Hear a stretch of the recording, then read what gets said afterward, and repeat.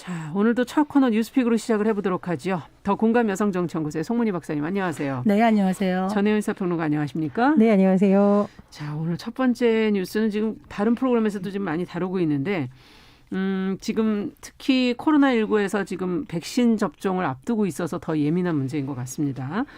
중범죄를 저질러서 금고 이상의 형을 받는 의사의 면허를 취소하는 법안이 지금 보건복지위를 통과를 했고 이에 대해서 대한의사협회가 지금 반발을 크게 하고 있고요. 법안의 내용이 무엇이길래 또 의협의 입장은 무엇이길래 또 이 갈등이 어떻게 풀어야 할지 먼저 내용을 지금까지 나온 걸 좀 정리해보고 같이 고민해볼까요? 전혜연 평론가께서 정리해 주시겠습니까? 제가 퀴즈를 하나 드려보겠습니다. 네. 자, 꽤 오래된 사건이긴 하지만 주목을 받았던 사건인데 전공의 의사죠. 출산을 앞둔 만삭 아내를 숨지게 해서 징역 20년이 당시 살인 혐의가 인정돼서 선고가 네. 됐었습니다. 의사 면허가 박탈될까요? 박탈되지 않을까요? 네, 그대로 유지됩니다. 유지되죠. 예, 유지됩니다. 그러면 변호사, 공인회계사, 세무사의 경우에는 어떨까요? 면허가 박탈이 됩니다. 네. 자, 그럼 왜 그럴까요? 이게 의료법과 관련이 있는데 이번에 개정된 의료법 개정안이 이런 문제 제기를 기반으로 그동안 수십 년간 논의가 되었던 것입니다. 네. 예를 들면 살인죄, 그다음 성폭행을 비롯한 중대 범죄를 저질러도 이것이 의료행위와 직접적인 연관이 있다고 판단하기는 어렵죠. 그렇다 보니 이런 강력 범죄를 저질러도 의사 면허가 박탈되지 않았던 겁니다. 의료행위와 직접적인 연관에 대해서 제한적이기 때문에 좀 문제가 있다. 의사가 환자의 생명과 안전을 다루는 굉장한 윤리의식이 높아야 되는 직업이고 네. 환자 입장에서 생각해봤을 때 이게 과연 적절한가라는 문제제기가 됐었는데 사실 이게 또 뭐 과잉 처벌이다. 굳이 형을 살고 나왔는데 면허까지 박탈돼야 되는 반대 논리도 있었습니다. 이런 가운데 국회 보건복지위원회에서 의료법 개정안이 일단 상임위에서는 가결이 된 건데요. 예. 의사면허 취소 범위를 제가 말씀드렸듯이 과거에 빠졌던 형이 이제 들어간 거죠. 금고 이상의 형을 선고받은 경우에는 면허가 취소되고요. 네. 실형을 받은 경우에는 형 집행 종료 후 5년간, 집행유예는 기간 만료 후 2년까지 면허 재교부가 금지됩니다.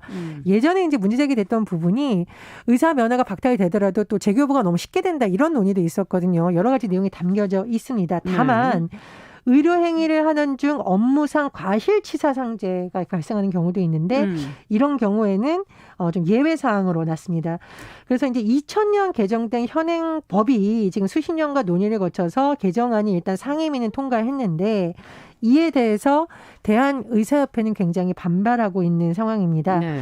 자, 최대집 대한의협 회장이 공식적인 자리에서 이렇게 발표를 했는데 만약 이 법안이 국회 법사위에서 의결된다면 코로나 진료, 백신 접종과 관련된 협력 체계가 모두 무너질 것이다. 이렇게 경고를 했습니다. 자, 이달 말쯤에 이제 백신 접종이 본격적으로 시작된다는 뉴스가 나오고 있는 상황에서 대한의협에서 이런 발언이 나온 것은 좀 어떻게 봐야 되냐 갑론을박이 있는데 정치권에서 일각에서는 이거 무슨 코로나19 접종을 볼모로 삼는 거 아니냐는 비판이 나오기도 하고 또 일각에서는 정부에서 이 시기에 좀 갈등을 일으키지 않고 해야 되는 거 아니냐라는 비판도 나오고 있습니다.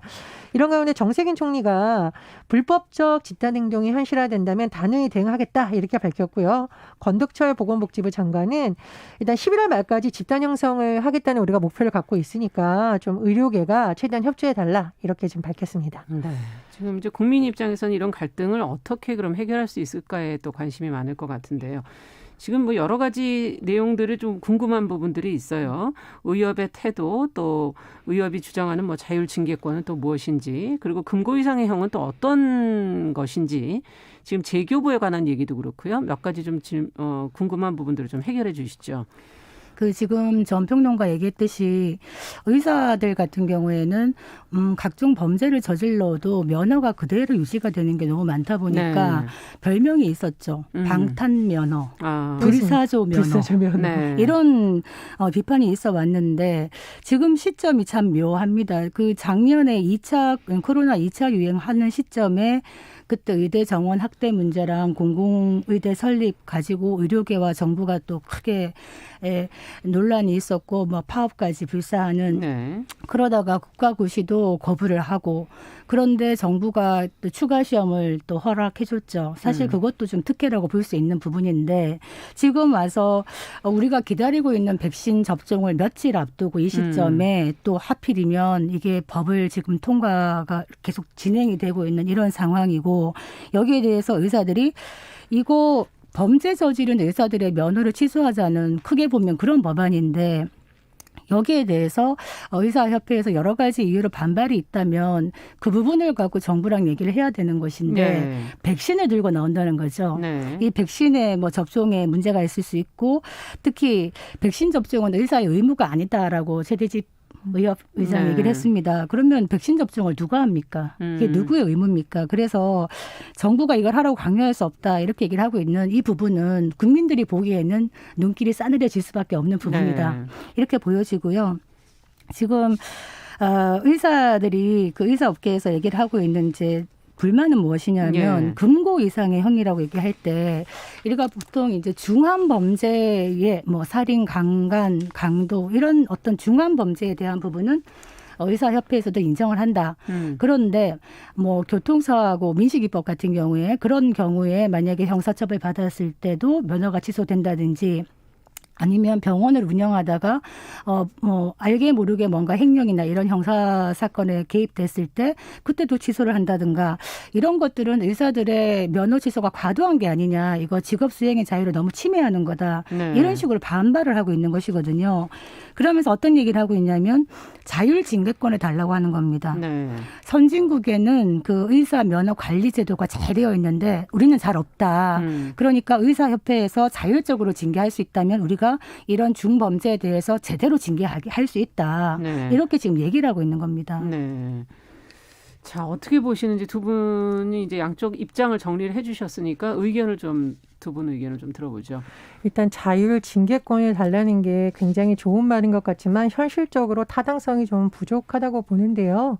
의협 자체가 의사들이 모여서 만든 직능단체, 이익단체의 성격이 있습니다. 근데 네. 이런 단체들이 내부의 회원들을 중징계한다는 건 사실 현실적으로 쉽지가 않습니다. 네, 그렇기 팔이 안으로 때문에 붙는다. 그렇죠. 아무리 중범죄를 저질러도 의료행위를 못하게 하는 면허 박탈이라든가 이런 징계가 내부에서 나올 수가 없기 때문에 그건 조금 무리한 주장이 아닌가 싶고요. 두 번째로 오히려 지금 형평성에 어긋나는 특혜를 누려왔다는 비판도 많았거든요. 말씀드렸듯이 지금 변호사, 공인행위사, 세무사는 다 박탈되는데 왜 의사만 오히려 이게 유지되냐는 불만이 다른 업계에서 제기가 되었습니다. 이게 2000년도 이전에는 오히려 중범죄로 인해서 금고형 이상을 받을 땐 박탈이 됐었는데 당시에 뭐 여러 가지 정부의 뭐 의협 관련단 뭐 의학 분업 등등을 해서 오히려 완화시켜준 것이 잘못이었다는 비판이 제기되고 있거든요. 그래서 그런 부분은 의협에서 돌아봐야 될 것 같고요.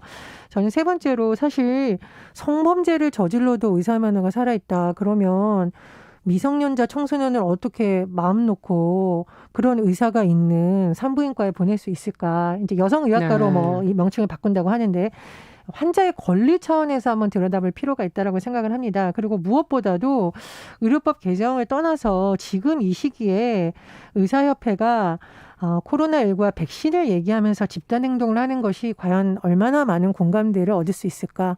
의료 현장에서 정말 수고하고 있는 다른 의료진들의 노고까지 폄훼되는 것은 아닌지 굉장히 우려스럽습니다. 네. 시국에서 코로나19 백신을 갖고 얘기하는 거는 사실은 의사 본분을 스스로 망각하는 그런 언사라고 보여지기 때문에 어떤 국민의 생명과 안전을 담보하는 의료 행위는 하면서 정부에 대해서 이 법안에 문제점이 있다면은 그 부분에 대해서는 토의를 해나갈 것이 필요하겠다 이런 생각이 들고 지금 한번 살펴봤더니 예. 그 금고 이상의 형을 받은 의사들이 있었는가 봤더니요. 2016년부터 2020년까지 5년을 보니까 한 연평균 한 30명, 40명 정도가 이제 중범죄로 금고 이상의 형을 받더라고요. 네. 그런데 이분들이 금방 또 돌아와요. 금고 이상의 형을 받았더라도 예, 어느 지금까지는 법이 없어서 그런 거 아닙니까? 어느 정도 예. 돌아오느냐면은 최소한 또 뭐 불법 리베이트도 굉장히 큰 범죄로 보고 있는데 최근 6년간 보면요. 이 불법 리베이트로 의사가 행정처분을 받아가지고 면허 취소 처분을 받은 사람들이 최근 6년 동안에 46명밖에 안 된다. 이게 전체 그 범죄자의 1.7%밖에 안 된다는 겁니다. 네. 그렇기 때문에 면허 취소가 되기엔 너무나 오랜 기간이고 지금 이 법을 통과한 이제 복지위를 통과한 이 법안을 보면은 사실상 이거예요. 만약에 이제 중대한 범죄 저질렀을 때 실형 받으면 형 집행 종료하고 5년 동안 그리고 집행유예 받았으면 그 기간 만료하고 2년 동안 그 기간까지 면허 재교부가 그냥 금지되는 거지 네. 영구히 박탈하는 게 아니에요. 네. 그렇기 때문에 취소되더라도 재교부는 받을 수 있는 그렇습니다. 겁니까? 그렇게 네. 엄밀하게 보면은 가만히 보니까 이게 의사 면허를 완전히 영구 박탈하거나 하는 것이 아니라 정지 기간을 두는 겁니다. 이거에 대해서 이렇게 의사협회가 이렇게 강력하게 반발할 이유가 무엇인가? 그동안 너무 특혜에 대해서 너무 안주한 것이 아닌가? 이런 비판을 얘기할 수밖에 없고요.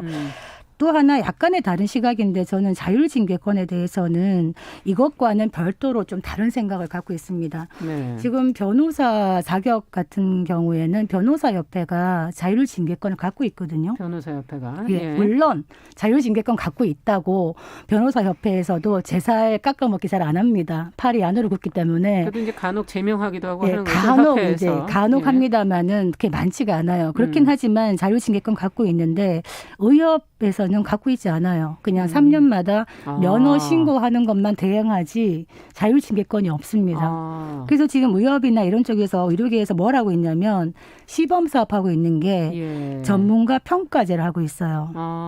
그러니까 저는 이거를 좀 착안하는 것이 전문가 평가제. 누가 전문가입니까? 현장에서 의사들이 전문가죠. 그런데 일부 대다수 의사들은 굉장히 소명의식 갖고 열심히 일을 맞습니다. 하는데 그 일부 잘못된 어떤 의사들이 비윤리적인 이런 의료 형태를 했을 때 같은 그 전문가 의사 집단이 이거를 모니터링하고 평가하는 겁니다. 그래서 아주 단호한 어떤 처벌을 할 수 있는 이런 시스템은 하나 만들어 보는 것이 나쁘지 않겠다. 저는 이렇게 생각을 합니다. 중재적인 안을. 예. 딴 것보다 어떤 심리적인 부분도 있지 않을까 하는 생각도 들거든요. 근데 이제 기소가 되어서 살인죄로 실형이 나왔다. 예. 그런데 그런 사람이 계속 의사를 할 수 있는 면허가 유지된다. 저는 오히려 이게 좀 비상식적인 게 오래된 게 아닌가 싶거든요.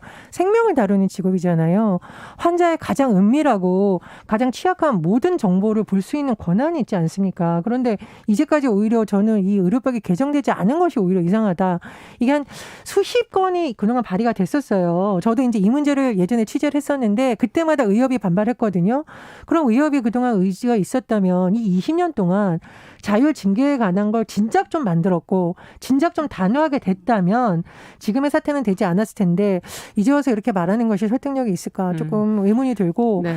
이제 뭐 일본이나 독일 사례를 살펴보면 일부 국가의 경우에는 기소가 되는 경우에 이미 면허가 그 단계 판결이 나오기 전에 일단 정지가 된다고 하거든요.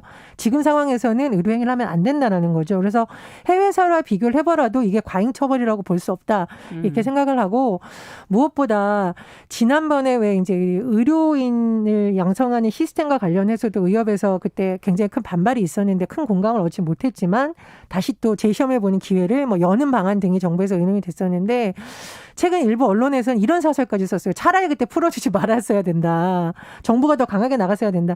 뭐 저는 뭐 정부가 여러 가지 지금 코로나19 상황이나 여러 가지를 봤어야 됩니다만은 계속 이렇게 여론이 의협으로부터 등 돌리게 하는 것은 좋지 않다. 어쨌든 의료인이 우리 사회에서 신뢰받고 존경받는 것이 좋은 거잖아요. 네. 그래서 코로나19 현장에서 정말 훌륭한 의료인들 많습니다. 우리가 휴가 반납하고 간 의사들도 있고 본인의 병원을 코로나19 환자들을 위해서 잘 활용해달라고 의사를 밝힌 의사들도 있고 굉장히 마음 아픈 사례인데 그렇죠. 정신질환 환자를 돌보다가 사망에 이르렀지만 그래도 이 환자들에 대한 편견을 가지면 안 된다고 말하는 훌륭한 의료인들도 있습니다. 그래서 이 훌륭한 의료인들의 업적까지 훼손되지 않도록 의협에서 지금 시점에서 어떤 것이 현명한 것인지 판단을 내렸으면 저는 합니다. 국민의 입장에서 이런 질문을 해보고 싶어요. 지금 이제 협력이 필요하고 백신을 잘 접종할 수 있도록 만들어야 될 텐데 서로 간의 소통이 필요한 것이고 이 문제를 의사협회에서는 좀 심리적으로 지금 대하고 있는 거 아닐까? 그럼 어떻게 풀어야 될까 하는 부분도 좀 고민해봐야 되지 않을까요? 사실은 뭐 의협이라든가 이런 단체도 그 어떤 그 본인의 생존이 달렸다고 생각하고 약간 결사항전 이런 식으로 나오는 것 같아요. 왜냐하면은 개개인의 면허가 달렸다 보니까 작년 그 뭐 공공의대라든가 정원 학대랑 또 다르게 느끼고 있는 것 같아요. 그래서 그런데 문제는 이 시국에 그러니까 제가 말씀드린 건 양쪽을 다 말씀드릴 수밖에 없는 것이 뭐 공공의대 설립이라든가 의대 정원 확대라든가 이번 같은 경우에 의사의 면허를 다시 한번 검토하는 시설 제도를 이런 거는 굉장히 중요한 제도인데 네. 왜 하필 국민들이 이렇게 고생하고 힘들어하고 있는 코로나 시국에 이런 것들이 자꾸 추진이 되고 또 반발하고 이것이 반복되는가. 국민들은 많은 피로감을 느낄 수밖에 없기 때문에 이 시점에 대해서는 저는 좀 비판을 할 수밖에 없고요. 저는 절대 반대할 수 없거든요. 네. 코로나 시국이니까 이 법안을 안 낸다라는 건 국회 법 진행 체계에 대해서 말씀을 하시는 건데 이 법안은 20년간 진행이 되었던 겁니다. 도저히 미룰 수가 없다라고 지금 한 것이지 코로나 시국이니까 미뤄야 한다? 저는 그거는 용납할 수 없는 논리라고 보고요. 이 법안은 전 20대 국회에서도 치열한 논쟁이 벌어졌던 거고 국회 보건복지위원회 야당 의원들도 있습니다. 거기에서도 치열한 논쟁을 통해서 된 것인데 직능단체가 들고 일어나서 국민의 대표자인 입법기관에서 만든 법을 통과하지 못하게 한다는 거 자체가 저는 문제가 있다. 물론 갈등을 푸는 데 있어서 정부의 역할이 중요하겠습니다만 서로 얘기를 듣는 거는 과정은 필요하겠죠. 그렇습니다. 예. 왜 이 시국이냐라는 주장에는 조금 동의할 수가 없다는 말씀을 그러니까 드립니다. 어떻게 보면 지금 방역의 최전선에서 정말 코로나 그렇죠. K 방역을 함께 이겨나가고 있는 거는 의료진의 정말 헌신이 크다. 이러한 시국에 20년 동안이나 지금 논란이 되어오고 늘 비판이 되어오고 있던 이런 법안들을 통과시키는 것이 뭐 한두 달 아니면 뭐 조금 미뤄진다고 해서 그 기간 동안 서로 더 깊은 수기를 할 수 있는 거라고 저는 보기 때문에 이거는 뭐 저는 의사협회의 이런 반발에 대해서 수긍하지 못하고 있습니다만 이런 시점에 대해서는 정부도 조금 더 대처가 조금 미숙하지 않았나 이런 생각을 하게 됩니다. 그리고 또 하나 방역이 필요한 이런 시점을 이렇게 이용하면 안 되는 거죠. 네, 또 하나 말씀을 추가하자면 듣고, 의료계에서 어떤 특권의식이라든가 이런 것들이 사실은 너무 오랜 기간 좀 지속된 것 같다. 그렇기 때문에 저는 개인적으로 이런 특권의식이나 특혜를 좀 줄이기 위해서는 의사들의 수를 늘려야 된다라고 다시 한번 강조하고 싶습니다. 근데 한마디만 저는 붙이는 것이 제가 이 법안을 너무 오랫동안 취재해 왔던 입장으로서 지금 왜 이 시점에 밀어붙였냐는 건 팩트가 아니라는 거죠. 이거는 그건 아까 말씀하셨던 지난 얘기니까요. 국회에서 계속 추진되어 왔던 거고 저는 어떻게 이 시점에서 방역을 무기로 직능단체가 그렇죠. 얘기를 하느냐. 그것도 문제죠. 저는 이건 양비론으로 볼 수 없는 문제라고 봅니다. 네. 자, 뭐 의사협회의 입장은 이제 다른 프로그램 통해서 많이들 얘기되고 있지만 앞서 얘기해 주신 재교부의 시기까지의 형을 받은 후에 면허 재교부를 5년까지 뭐 금지하는 것 이런 것들에 대해서 또 대상 범죄에 대한 부분 이런 것들을 문제 제기를 계속하고 있는 것 같습니다. 자, 저희는 이 문제가 빨리 타결돼서 국민들은 다른 것보다 백신을 좀 안전하게 맞을 수 있기를 기대를 해보겠습니다. 자, 두 번째 뉴스로 좀 가보죠. 탈시설 장애인당이라는 당이 진짜 정당은 아니고요. 스스로가 밝힌 가짜 정당이라고 얘기를 했는데요. 얼마 전에 출범을 했습니다. 자체 해산 시점도 정해놓고 지금 11대 장애인 정책 공약을 제시하면서 목소리를 내오고 있는데 서울시 선관위가 이들에게 법 위반 소지가 있다는 공문을 보냈다고 합니다. 왜 이들이 모였고 뭐 어떤 공약을 제시했길래 그리고 탈시설 장애인당이라는 것은 그럼 어떤 존재인 것인지 선관위와 이들 각각의 입장을 한번 좀 먼저 정리해보고 저희가 이야기 나눠보죠. 네, 저는 이 주제가 참 중요하다고 생각하는데요. 네. 지금 탈시설 장애인 당, 이름은 당이죠. 그런데 이 당이 참 흥미로운 것이 지난 그 1월 13일 날 상당 출범을 했습니다. 네. 가짜 당이지만 그 스스로가 가짜 당이라고 얘기해요. 그런데 왜 그러면 가짜 당인데 당 이름을 붙이고 이제 그렇죠. 출범했느냐라고 의아해하실 텐데 사실은 이제 시설에 거주하던 중증 장애인분들이 많습니다. 이런 분들이 늘 주장했던 것이 탈시설이거든요. 우리가 가둬두는 형태가 아니라 지역 사회에서 주민들하고 같이 생활하자, 탈시설하자 이렇게 늘 주장을 했는데. 사실 문재인 정부 국정과제 42번, 42번이 탈시설 정책 추진이었습니다. 네. 이것이 잘 되고 있지 않기 때문에 사실은 목마른 사람이 우물 판다고 당사자들이 참지 못하고 나온 거죠. 모토가 뭐냐. 우리에게 허락된 시간을 어떻게 보고 있냐면 이번에 이제 재보궐선거가 있으니 재보궐선거에 공식 선거 운동하기 직전까지 한 2달 정도를 한시적으로 우리 장애인의 어떤 정책 의제를 많은 후보들과 국민들에게 각인시키겠다. 정책을 각인시키겠다 이겁니다. 그래서 네. 출범 때부터 가짜 정당이라 얘기를 했는데 문제는 이제 이 탈시설 장애인당에서 얘기하고 있는 11가지 정책 과제를 한번 들어보실 필요가 있습니다. 그 재난 시대에 장애인 지원 정책을 마련하고 탈시설 권리를 보장하고 장애인 노동권, 이동권 이런 거 보장하라. 그리고 평생 교육 권리도 보장하고 베리어 프리, 발달 장애인 권리 보장, 특히 장애 여성 인권 보장, 장애인 네. 건강권 다 중요한 것들입니다. 이런 것들이 사실은 기존의 어떤 정책 의지에서 묻혀 있기 때문에 이거를 부각시키고자 하는 것인데 문제는 왜 선관위랑 지금 논란이 되고 있냐면 선관위에서 이렇게 통보를 한 겁니다. 정당법이나 공직선거법을 보면은 탈시설 장애인당 명칭을 계속 사용하는 것이 법령에 어긋날 수 있다는 겁니다. 명칭을 그렇게 쓰지 말아라. 예, 왜냐하면은 이 정당법에 의해서 등록된 정당이 아닌데 네. 정당임을 표시하는 말을 하고 문자를 사용하고 하기 때문에 이거 안 된다. 그리고 또 이 탈시설 장애인당이 지금 뭐 서울시장 예비후보 선거 사무실에 이제 각 후보들한테 방문을 해요. 그래서 정책 협약하자 이런 얘기를 하고 있는데 이것도 법 위반 소지가 있다. 이렇게 통보를 해서 강력하게 반발하고 있는 상황입니다. 그렇군요. 한마디씩 저희가 듣고 이제 마무리해야 되겠네요. 어떻게 보십니까? 저는 이게 뭐 선관위의 판단이 옳았다 아니다가 아니라 탈시설에 대한 주장이 좀 어떻게 진행되는지 말씀드렸으면 하는데요. 네. 관련 법안이 지난해 12월 10일 발의가 됐습니다. 그래서 저는 시설이 있으면 좋은 거 아니야라고 일반적으로 생각하는데 그렇지 않고요. 예, 그렇죠. 지금 점점 선진국에서는 국가를 중심으로 지역사회에서 이 사람들이 불편함이 없이 살 수 있도록 하는 시설로 그래서 시설을 오히려 줄어가는 쪽으로 바뀌고 있다라고 하거든요. 그래서 장애인들이 시설에 들어가면 물론 여러 가지 도움을 받을 수 있습니다만 거기서 좀 집단 생활하면서 오는 규칙에 얽매이는 부분이라던가 이번에 코로나 상황에서도 그렇습니다. 보여지는 감염병 문제들도 상황에서 있었죠. 위협 예. 또 무엇보다도 사생활 침해, 인권 침해 논란이 계속됐기 때문에 이번 일을 계기로 그냥 집에서도 지역사회도 살 수 있는 방안이 논의되면 좋지 않을까 그런 생각입니다. 저는 이 중증 장애인들의 이동권, 노동권, 생존권 보장은 매우 중요한 의제라고 생각하기 때문에 이런 목소리들이 많이 나와야 된다고 생각하고요. 이 당이 왜 정당을 그러면 출범을 시키지 못했느냐 네. 물을 수 있죠.